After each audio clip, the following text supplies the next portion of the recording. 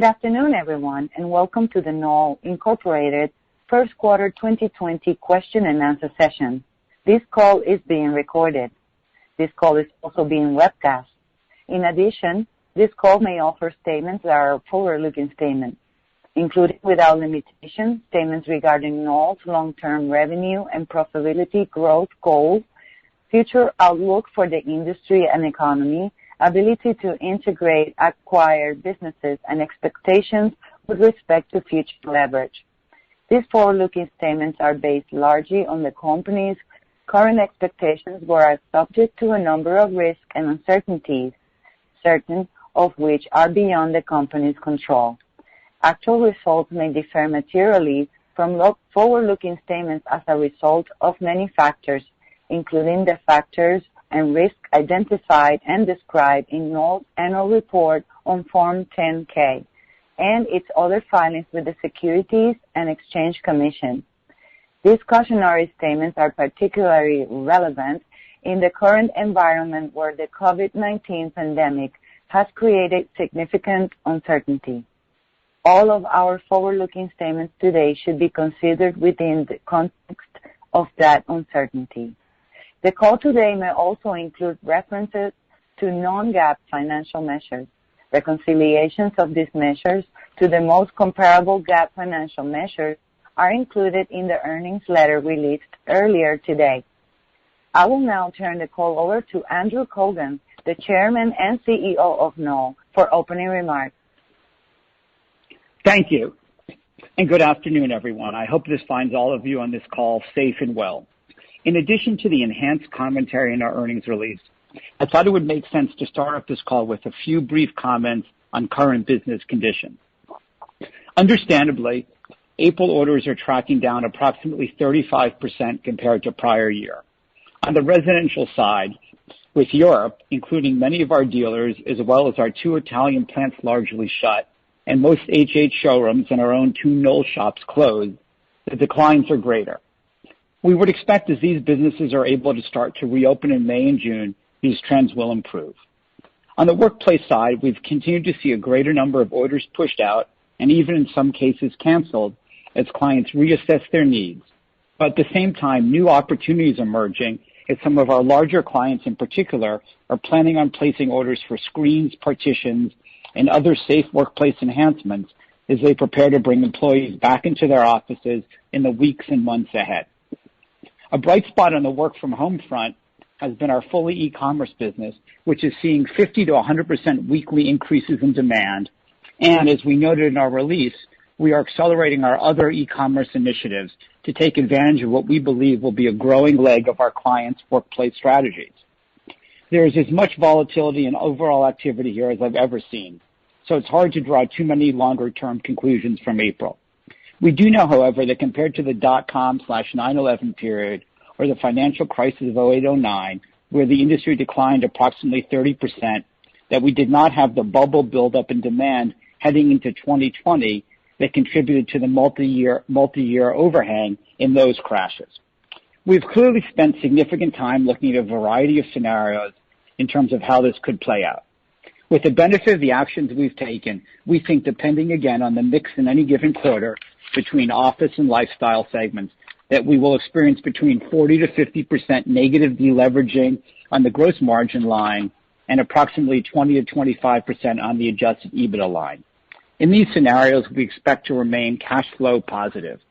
Obviously, there's a lot of uncertainty with respect to the economy and how all this plays out. But today, we don't see leverage elevating beyond what is allowed under our credit facility. We have enjoyed a 20-plus year relationship with our lending group and have worked through previous recessions and in some cases waivers without hindering our ability to grow or invest in the business. We wouldn't expect the current environment to create different behavior with our lenders, especially given their ongoing support of our business. So if we did need relief, we don't think that getting some would be a problem, particularly given our ample liquidity and credit facility that runs well into 2024. Now let us open the line for your questions. Thank you. Ladies and gentlemen, if you have a question, just press star, then 1. To withdraw your question, press the pound or hash key. Again, if you have a question, just press star. Realty and Company. Good afternoon. Can you just maybe give us an update on your operations? What facilities are maybe still closed, what are open, or maybe a better way to look at it might be what percent of your manufacturing capacity is currently online? Sure. Hey, Greg. I hope you're doing well. So in general, right now, why don't we start with North America? So our 4 main plants in North America, which include 2 in Michigan, 1 in Toronto, and 1 in Pennsylvania, are completely open and operational, as are all our warehouses for everything from Foley to Edelman to Knoll Textiles, Spinneybek. All those are operational. In North America, really the only facilities we have closed are Datesweiser in Buffalo, which is where we produce the Datesweiser product, and then the Holly Hunt workrooms in Chicago and Texas. The good news there is that we just learned that it looks like the Holly Hunt space in Texas will be able to open the middle of this month, as will Datesweiser in Buffalo. So we're encouraged by that. In Europe, our 2 plants in Italy are shuttered. However, they both will be opening this week, first in the south and then a little more in the north. So basically, by the end of the middle of May, everything but Holly Hunt in Chicago, where we have another workroom on the upholstery side, everything will be open except that, and we hope that opens by the end of May. So we're really fundamentally operational, and in terms of staffing capacity, I'd say we're running around 75 or 80% of our usual capacity, Greg. Okay. Which is about in line with demand right now. Okay. And I guess you gave some incremental color about the order patterns in April. I don't know if you could look much beyond that, but just in general, I guess, what are you hearing from your customers? Because it sounds like there are maybe some positives of them looking again at their office space as they bring customers back. But are you seeing maybe delays in buying decisions, orders getting pushed out? Just what are you hearing from your customers? Do you feel like we get past this and it's more of a V-shaped recovery, we get back to normal, or do you think this kind of has caused maybe a longer term slowdown that maybe takes a longer time to recover for the industry? Well, I'd say all of the above, Greg. Again, I think 3 weeks of a month are really too hard to make a judgment from. What I will say is this: I think initially the residential piece has been hit harder.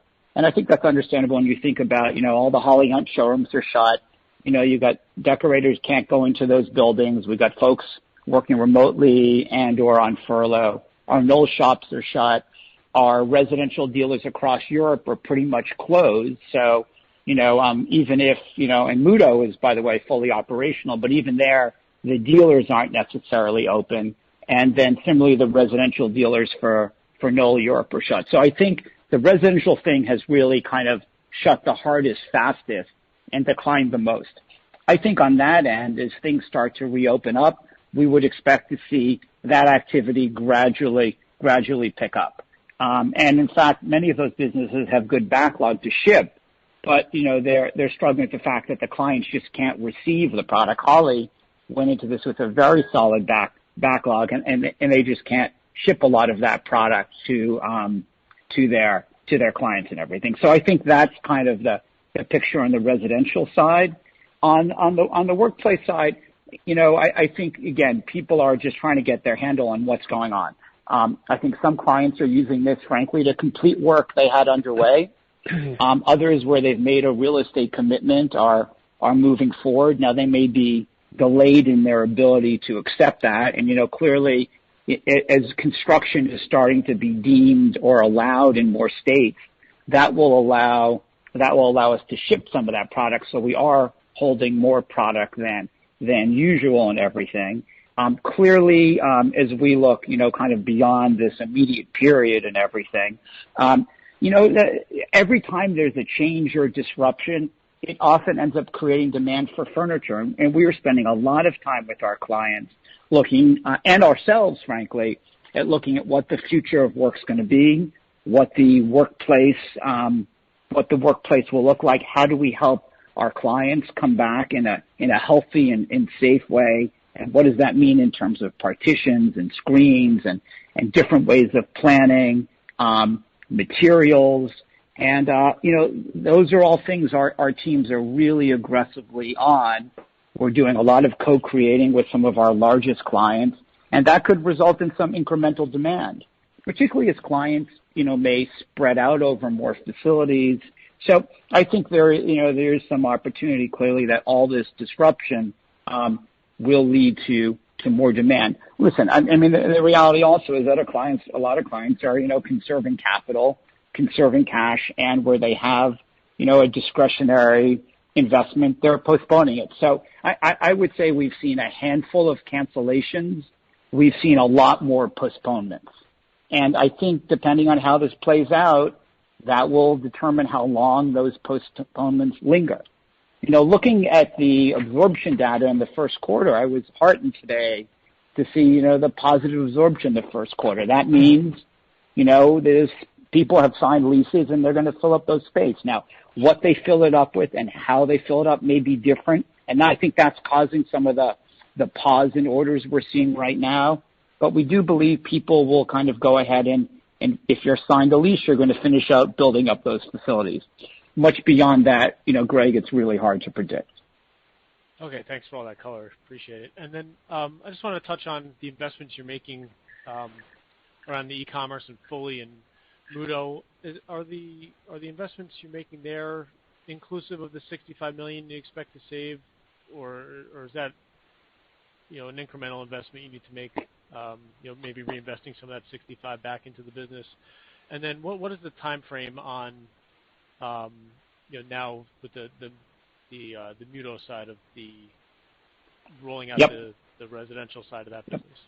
Yep. You've been consistent on the Mudo point for a long time, Greg, so I appreciate your question. In terms of the incremental investment, I don't think it's going to be tremendous. What we've decided to do, and again, we've seen the success with Fully, that business is running up 50 to 100% weekly, and we're just trying to keep up with all the demand for ergonomic work from home products, well-designed work from home products, which Fully, and they ship in 1 to 2 days. I mean, really a terrific model and everything.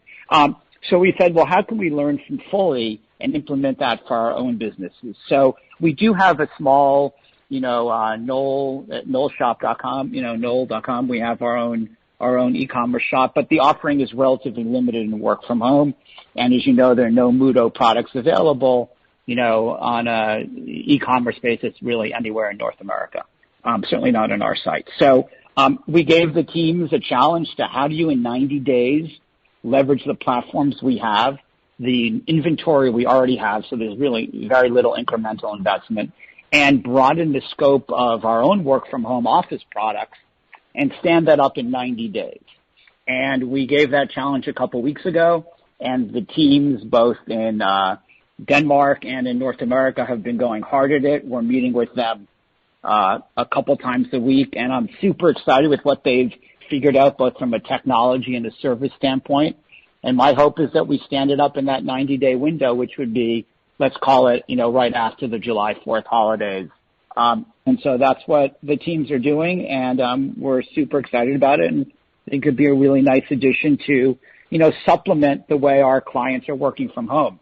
The other thing I would point out with Fully is that we're also able to support some of our corporate clients who said, listen, how do I, get our employees furnishings for their home offices? I mean, I had to stand up a home office very quickly that I didn't have, and I put an order in from Fully, and 3 days later I was in business. So we're also working with our clients so they can access Fully as well for their employees at home.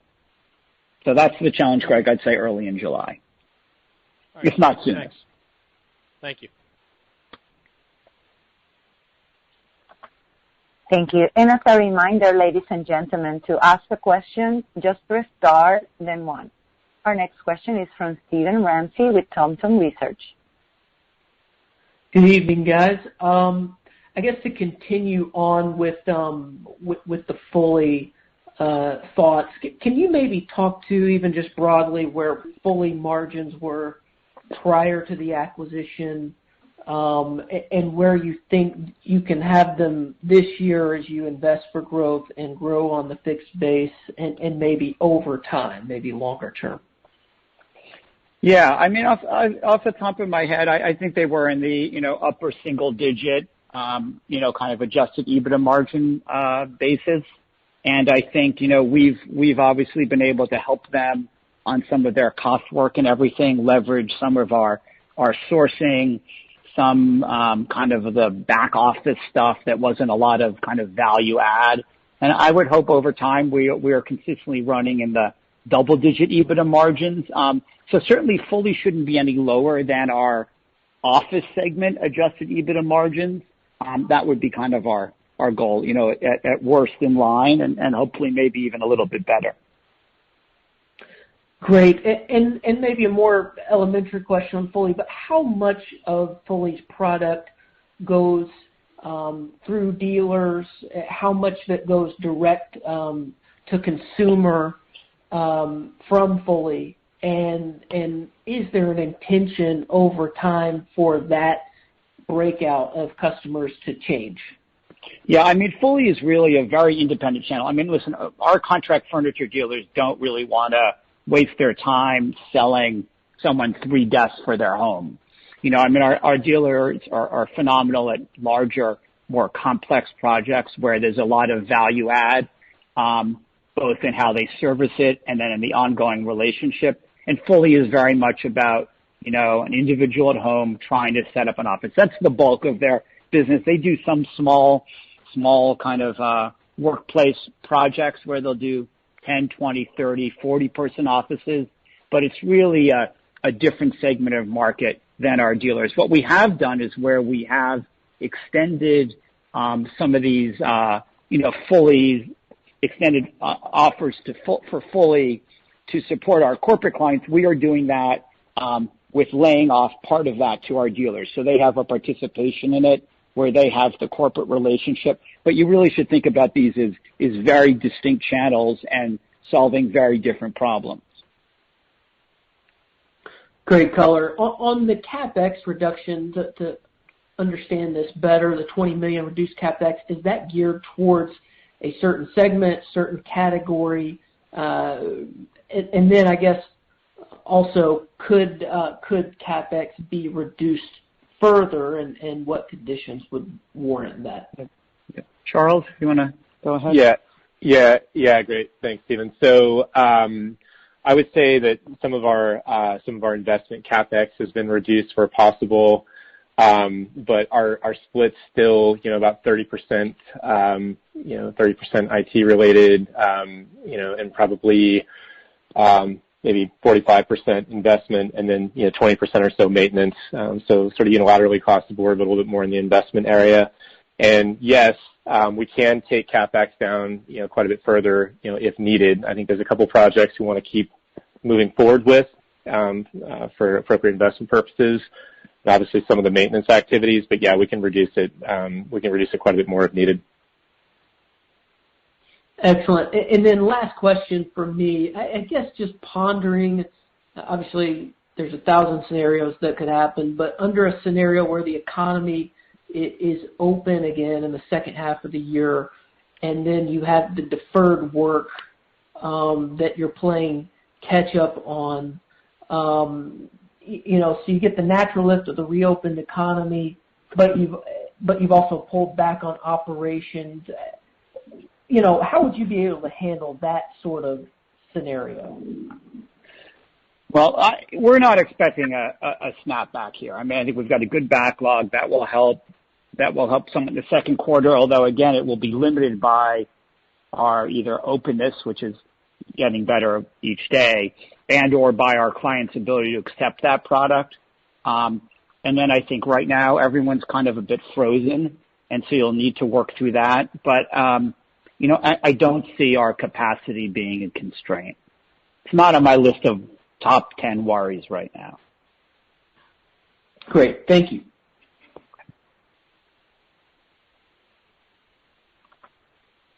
Thank you. Our next question comes from Colin Casey with Vulcan Value Partners.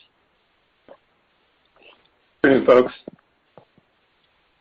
Hi. Hello. Hey, appreciate the commentary on margins and cash flow. What level of revenue decline would it take for you to be free cash flow neutral for the year?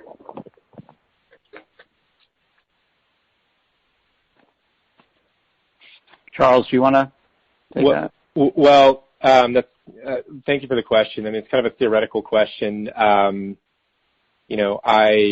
think, as Andrew mentioned earlier on, I think as we look forward to the year, we expect to be cash flow positive. I think that we'd have to have a pretty significant revenue decline in order to start hitting negative free cash flow. But currently, we still expect to be cash flow positive. Okay, and certainly appreciate it is a theoretical exercise. I mean, if I threw out a theoretical number, say revenue were to decline 50% for the year, would you be free cash flow positive, negative, or neutral in that scenario? I think there are a zillion, as you just said in your question, there are a zillion hypotheticals, and I think we're not going to get into, hypothetically this or that. All I can say is we've worked lots of scenarios. Our models have models, and, we've also got a really good track record of managing Knoll through two very significant and sudden declines, 35, 40% declines, and we were cash flow positive in all those scenarios. So I think this is a kind of a seasoned team that knows how to manage Knoll through this, and more importantly, manage Knoll through this to come out stronger on the other side, which we've done every time, and I would imagine we'll do again here. Okay, and that cash flow, is that free cash flow, just to be clear? Yeah, free cash flow. Okay. And I think I missed the EBITDA margin flow through. You said 40 to 50% decremental gross margins. What was the EBITDA margin? We said 20 to 25%. Okay. And again, okay. I'm using those ranges because mix has a tremendous impact here. Of course. Okay, appreciate that, folks. Stay safe. Thank you. And sir, I'm not showing any further questions. I'll get the call back to Andrew for his final remarks. Great. Well, thank you everyone for joining us on today's call. In closing, while these are challenging and unprecedented times, I want to leave you with reasons for optimism too.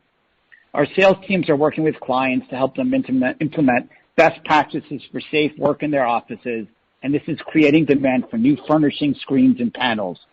If CNBC today is right, that the office of the future is the office of the past, then that's more good news for our cubicle business.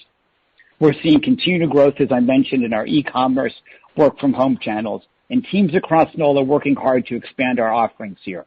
Like our own clients, we too have begun planning to bring many of our people back into our offices and showrooms with the same precautions and preventative measures we've put into our plants and warehouses. And we're encouraged that many countries and states here at home are beginning to ease stay-at-home orders and are allowing construction and manufacturing work to resume. Finally, all this time at home will no doubt lead clients to think about investing in their own homes and home offices. Across our constellation, Knoll associates are demonstrating their commitment to teamwork and client service. I truly appreciate how hard everyone at Knoll is working around the clock, and I want to thank them for all they're doing. Stay safe, and all our best to you and yours, everybody. Talk to you soon. And with that, ladies and gentlemen, we thank you for participating in today's program, and you may now disconnect.